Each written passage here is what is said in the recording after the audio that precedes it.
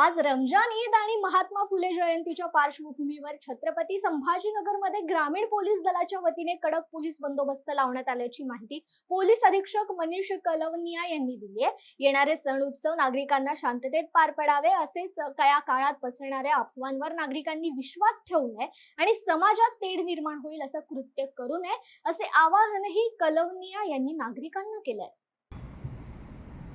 उद्या आपल्या देशामध्ये ईदचा सण साजरा करणार आहे आणि उद्या महात्मा फुले यांची जयंती पण आहे।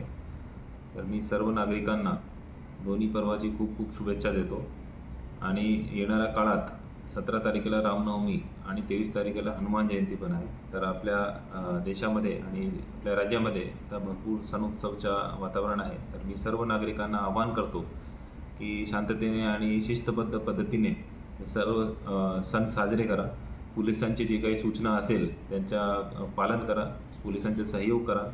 कुठलीही अफवा सोशल मीडियावर जर चालत असेल तर त्याच्यावरती डायरेक्ट विश्वास न करता पोलीस डिपार्टमेंटकडून आमची ऑफिशियल वेबसाईट, आमच्या फेसबुक पेज किंवा आमच्या इंस्टाग्राम पेज याच्यावर येऊन त्याची खात्री करा किंवा कंट्रोल रूमला कॉल करा, लोकल पोलीस स्टेशनला कॉल करा आणि कुठलीही अफवाला डायरेक्ट व्हॉट्सअपवर फॉरवर्ड करू नका। असे अफवामुळे जर काही गुन्हे घडले तर त्याच्यामध्ये जे फॉरवर्ड करणारा व्यक्ती तो पण जबाबदार धरला जातो। आणि आम्ही उचितरित्या पूर्ण जिल्ह्यामध्ये बंदोबस्त उद्यासाठी आणि येणाऱ्या काळात सर्व सण उत्सवसाठी बंदोबस्त लावलेला आहे।